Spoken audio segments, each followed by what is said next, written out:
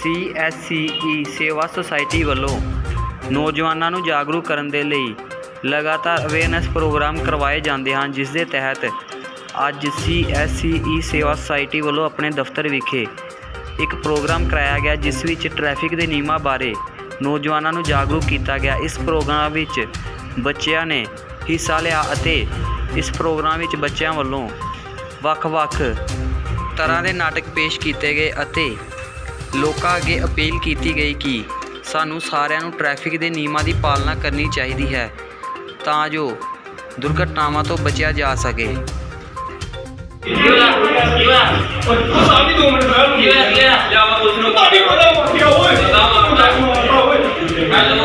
मेरा नाम निखिल है तो मैं CSC सोसाइटी में ट्रेनिंग लै रहा जो कि सानू गवर्नमेंट वालों प्रोवाइड हुई दी है, बिल्कुल फ्री है। उपरों दी अज असीं एक इवेंट ऑर्गेनाइज किया जिहड़ा कि सेफ्टी रूल्स बारे सीगा। अज असीं एक स्किट पेश की सेफ्टी रूल्स से ही कि सानू किवें अपना सेफ्टी रूल्स फॉलो करने चाहिए अपने इंडिया में जो बने दे।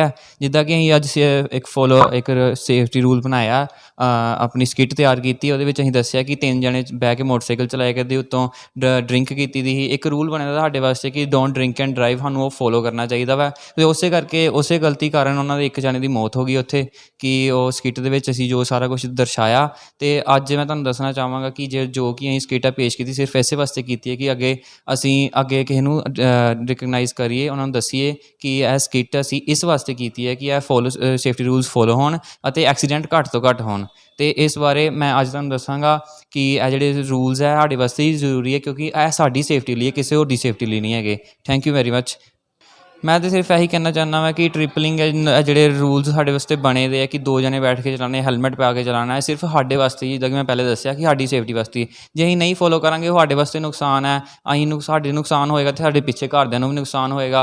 तो उपरों दी जिहड़े एक्सीडेंट किसी नुकसान नहीं भी है, जिहड़ा कि सोफी बंदा जिहड़ा नहीं भी पींदा हैगा उहदे विच जाके वज्जणगे तो उन्हां दा भी एक्सीडेंट करवाणगे, उन्हां दा भी नुकसान करवाणगे। तो बहुत गलत दिशा वाल जाए करदे। ड्रग्स लैके शराब पी के मोटरसाइकिल चलाना एक बहुत इलीगल चीज़ है जिहड़ी कि बंद होनी चाहिए जी। गुड आफ्टरनून, मेरा नाम अनी है तो मैं गुरदासपुर तो बिलोंग करदा। मैं CSC centre which CSC society centre which पढ़दा। तो अज मैं तुहानूं कुछ इंफॉर्मेशन देवांगा ट्रैफिक रूल्स के बारे। तो आओ तुहानूं दसदे हां। पहला आंदा साडे turn left ahead. Turn left ahead का मतलब है कि असीं जदों भी किते जाने जिवें फॉर एग्जाम्पल 2 व्हीलर ते जाने, 4 व्हीलर ते जाने, तो सानू पहले ही एक बोर्ड आ जाता टर्न लैफ्ट अहेड। ये बहुत तिखा मोड़ होंदा वा, ये सानू 500 मीटर तो पहले ही दस दिता जाता वा। तो फिर उस तो बाद आ जाता हंप का मतलब होंदा स्पीड ब्रेकर। ये ज़्यादातर शहर दे विच ते गली दे विच हुंदे आ कि जिथे ज़्यादातर लोग भी रहिंदे होण। ये तां करके लगाया जाता कि किसी नूं ज़्यादातर कोई गड्डी जां मोटरसाइकिल तेज़ हुंदा वा ते उहनूं हौली कीती जाए उहदी गति, ताकि कोई एक्सीडेंट वगैरह ना होए, कोई हार्म ना होए। फिर थर्ड आ जाता है पार्किंग लॉट। पार्किंग लॉट होंदी है जिथे असीं कोई भी चीज़ अपनी पार्क कर सकते हैं, 2 व्हीलर 4 व्हीलर जिहड़ी साडी चाहत होए उत्थे आपां पार्क करते हैं। टू वे ट्रैफिक पाई जाती है कि साडे जिवें फॉर एग्जाम्पल बाईपास से 2 वे हुंदी आ, एक जाण दा ते एक आउण दा, ते उत्थे हुंदी है 2 वे ट्रैफिक। ते आंदी है 1 way traffic. 1 way traffic rural विच भी हुंदी आ, ते जित्थों दी आउण दा भी हुंदा, जाण दा भी हुंदा। ते अगे आंदी है मैक्सीमम स्पीड। ਇਹ मैक्सीमम स्पीड ज़्यादातर हुंदी है बिग जिद्दां कोई वड्डे रोड होण, उस ते हुंदी है मैक्सीमम स्पीड 30 हुंदी है कि जिहदे नाल कोई एक्सीडेंट ना होए। उन्हां दी डिफरेंस जिहड़ा होए कि लगभग जिवें कोई 30 स्पीड जिद्दां एक दी साधन दी ते 30 अगले दी होए, ते जिहदे नाल की हुंदा कोई एक्सीडेंट वगैरह नहीं हुंदा, रूल भी फॉलो रहिंदे आ ते कोई हानि भी नहीं हुंदी किसी नूं। फिर अगे आ जांदी आ डोंट ड्रिंक एंड ड्राइव। ਇਹਦੇ ਵਿੱਚ ਇਵੇਂ ਹੈ ਕਿ ਸਾਨੂੰ ਸ਼ਰਾਬ ਪੀ ਕੇ ਗੱਡੀ ਨਹੀਂ ਚਲਾਉਣੀ ਚਾਹੀਦੀ, ਤਾਂ ਕਰਕੇ ਕਿ ਜਦੋਂ ਬੰਦਾ ਸ਼ਰਾਬ ਪੀ ਜਾਂਦਾ ਉਹ ਡੋਲ ਜਾਂਦੀ ਹੈ ਗੱਡੀ, ਜਿਹਦੇ ਕਾਰਨ ਕੀ ਹੁੰਦਾ ਕਿ ਕੋਈ ਤੀਸਰੇ ਬੰਦੇ ਨੂੰ ਹਾਨੀ ਹੁੰਦੀ ਆ। ਕਈ ਵਾਰੀ ਐਕਸੀਡੈਂਟ ਇੰਨਾ ਖਤਰਨਾਕ ਹੋ ਜਾਂਦਾ ਕਿ ਅਗਲੇ ਬੰਦੇ ਦੀ ਜਾਨ ਤੱਕ ਚੱਲ ਜਾਂਦੀ ਆ। ਅਤੇ ਸਾਨੂੰ ਇਹਨੂੰ ਜ਼ਿਆਦਾ ਤੋਂ ਜ਼ਿਆਦਾ ਫੋਲੋ ਕਰਨਾ ਚਾਹੀਦਾ। ਫਿਰ ਅੱਗੇ ਆਉਂਦੀ ਹੈ no smoking. It's harmful to health. ਕਈ ਥਾਵਾਂ 'ਤੇ ਸਮੋਕਿੰਗ ਕਰਨੀ ਨਹੀਂ ਅਲਾਓ ਕਰਦੇ, ਜ਼ਿਆਦਾਤਰ ਫੋਰ ਐਗਜ਼ਾਮਪਲ ਕਲਾਸਿਸ ਦੇ ਵਿੱਚ, फिर किते फॉर मीटिंग दे विच किसी भी प्लेस से हो सकती है जिथे उन्होंने नो स्मोकिंग का बोर्ड लगाया होए।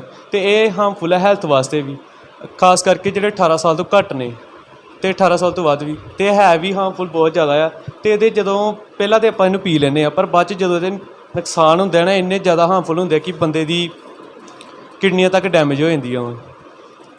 तो बाकी